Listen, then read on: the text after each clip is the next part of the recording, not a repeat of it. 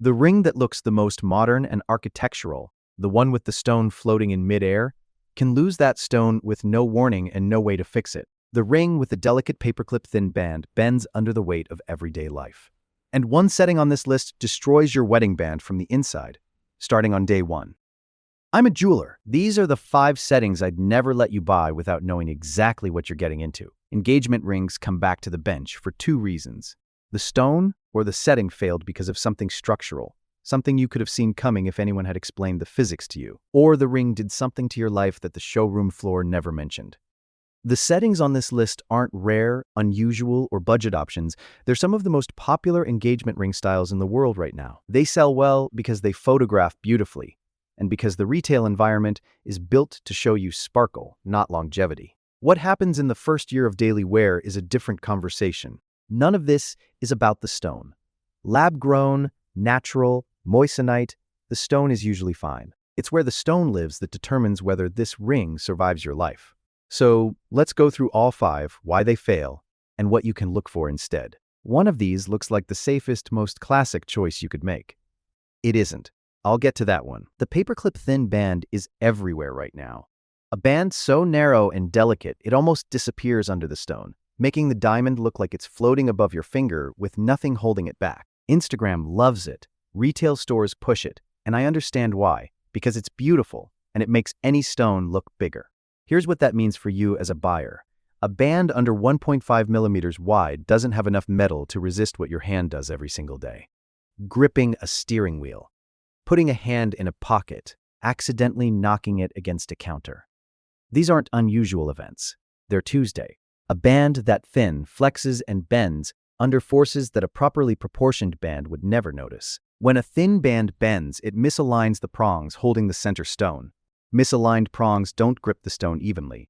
The stone shifts, loosens, and eventually works free, and most people don't notice until they look down and the diamond is gone. The problem gets worse if the stone is large or elongated. An oval or marquise diamond extends further across the finger than a round stone of the same weight. That adds force. Every bump transfers more load to the head of the ring, and that load has to travel through whatever band is underneath it. A 1.4 millimeter band under a 1-carat oval is an engineering problem waiting to announce itself. Jewelers and ring designers point to the same thresholds. For a stone over 1 carat, the band needs to be at least 2 to 2.5 millimeters wide. For a larger stone, closer to 3. Ultra-thin bands can work for very small stones worn carefully. For a real purchase with a real stone, they're a structural compromise being sold as an aesthetic choice. The store is using that ratio to make the stone look bigger, not to protect your purchase. That's the structural problem. The next one is a lifestyle problem, and most people don't find out about it until they've already lived with the ring for 6 months. This one catches people off guard because the high cathedral solitaire is the classic engagement ring. The stone held aloft on a tall prong setting, catching light from every angle visible from across a room. It's the shape that launched 100 advertisements, and it catches on everything else too. When a stone sits 7 millimeters or more above the band, which isn't unusual in a cathedral or crown-style setting, that height snags on clothing fibers, gloves, pockets, hair upholstery. Every snag bends the prongs slightly. Not dramatically, not noticeably the first time, but prongs aren't built to be bent repeatedly. Repeated bending fatigues the metal, and fatigued prongs eventually stop gripping. I've watched this from the other side of the counter. Clients come in for a routine prong check and find 1 or 2 prongs already badly worn, months before any scheduled maintenance. The ring looks fine. The stone looks secure. But the prongs have been quietly losing ground since the day the ring went on. Prongs on any engagement ring need inspection every 6 to 12 months. A high-set solitaire that gets daily snag exposure runs through that schedule faster than most people expect. The setting designed to maximize the diamond's visual impact creates the most opportunities for that diamond to walk away. There are 2 more settings on this list that are even harder to walk away from, because they look completely safe. Wait for number 4. That's the one that surprised most of the clients I've told about it. The better option is a low or medium profile setting where the stone sits closer to the finger. Bezel settings wrap completely around the stone's edge and offer full protection. They're not for everyone visually, but they survive contact with your life in a way that a tall cathedral head doesn't. The pavé halo is the most photographed engagement ring style of the past decade. A halo of tiny accent diamonds surrounding the center stone, plus pave stones running down the band, maximum sparkle per dollar, and under studio lighting it makes every other ring look understated. What the photos don't show is the maintenance situation. Pavé stones are held by tiny beads of metal. Those beads are small because the stones are small, and small beads wear down faster, get knocked more easily, and eventually fail to hold the stone they were securing. A ring with a full pavé halo and pavé shoulders can carry dozens of accent stones. Every one of them is a failure point. They don't all fail at once, either. They fail one at a time in sequence. You replace one, you replace that one, and by the end of year 2, you've had the ring in for repairs 4 or 5 times and spent several $100s in labor and stone replacement on a ring you bought as a lifetime piece. The cleaning situation makes it worse. Professional ultrasonic cleaning, which many jewelers use as the default service, can loosen pavé stones if there's any existing weakness in the beads holding them. The ring goes in sparkling and comes out missing a stone. This isn't hypothetical. It's a known enough issue that detailed pavé cleaning guides specifically warn against it. The worst part of the design is the pavé on the bottom of the band, the part that hits surfaces constantly. Most pavé halo rings don't skip that area, so you're wearing the most mechanically vulnerable stones in the position that takes the most abuse. This doesn't mean no one should own a pavé ring. It means you should know what you're signing up for. Annual professional inspection, at minimum, a jeweler who retips and rebeads the pavé prongs, and a real budget line for ongoing maintenance. The store sold you the ring. The bench will see you regularly afterward. Now hold that thought, because number 4 is the one I promised. It's been a top seller for a decade. It looks completely safe, and it has a structural problem that doesn't reveal itself until after the wedding day. This is the one. A minimalist solitaire from above, with the extra sparkle of a halo visible from the side, tucked underneath the center stone where it's almost invisible from most angles. It became popular because it gives a stone a larger apparent footprint without the obvious raised halo sitting on top. Here's what nobody mentions until after the wedding. The hidden halo sits right where the wedding band meets the engagement ring. When you stack those 2 rings on your finger, which is the entire point of an engagement ring, they sit flush against each other. And the hidden halo stones sit in a recessed channel that makes direct, constant contact with the edge of that wedding band. Every time your hand moves, the 2 rings shift against each other slightly. You don't feel it. But metal against metal, stone against metal, that contact grinds.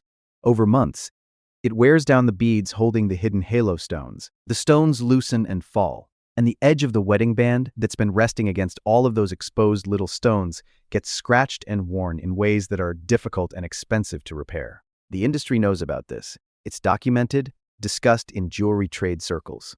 And it keeps getting sold because it photographs beautifully and moves fast off the floor. The structural incompatibility with a wedding band isn't mentioned in the showroom because it's not the showroom's problem. By the time you find out, the purchase is already made. The fix is straightforward. A traditional raised halo sits above the band line and doesn't make contact with the wedding band when stacked. That solves the problem completely. The hidden halo solves a visual problem, the visibility of the halo, by creating a structural one that reveals itself after the wedding. The last setting on this list is the most dramatic failure, and it's also the hardest to fix. The tension setting is the most striking design on this list. The stone appears to float between 2 open ends of the band, held in place by nothing you can see. It's been a social media staple for years because the camera loves it in a way that most settings can't match. I understand why people are drawn to it. The engineering behind it is real. The band is precision hardened and calibrated so that the inward pressure of the 2 ends grips the stone's girdle tightly enough to hold it. When it's done correctly, by someone who understands the metallurgy, it holds. When the metal wears over years of daily use, the tension changes. A prong setting that starts to fail gives you a warning. One prong bends, the other prongs still hold, and a jeweler can catch it before the stone goes anywhere. A tension setting doesn't work that way. When the band loses enough grip, the stone doesn't loosen gradually. It falls out. No warning, no gradual rattle you can feel. Just gone. Working jewelers who see these come back to the bench describe it the same way. Tension settings have no redundancy. There's no backup catch, no secondary structure holding the stone if the primary grip weakens. When everything is perfectly calibrated, it's impressive. When one thing shifts, there's nothing left. The resize problem is even more fundamental. A tension setting can't be resized. The band's circumference is precisely calibrated to the stone's size and the metal's tension, and changing the circumference breaks the calibration. To resize, the entire setting has to be remade from scratch, at the cost of a new setting. Standard prong resizing runs $100 to $175. A tension ring that needs to change size costs whatever a new tension ring costs. Most fingers change size over a lifetime. Weight changes, pregnancy, aging, medication, all of it shifts ring size in ways you can't predict at 30. A setting that can't adapt to any of that is a serious long-term liability on something you plan to wear for 50 years. And most tension rings sold at retail weren't built by precision jewelers working to exact metallurgical tolerances. They were built to look like that. The visual outcome is the same. The engineering is not.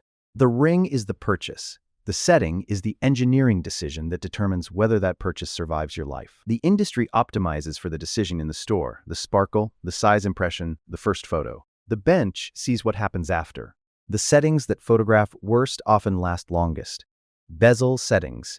Classic low-profile prong solitaires with bands that are actually proportioned to the stone. Simple designs with fewer failure points and metal where it needs to be. If any of these 5 surprised you, drop it in the comments. I want to know which one landed hardest. And subscribe if you want more honest breakdowns from someone who has watched these rings come back to the bench and knows exactly why.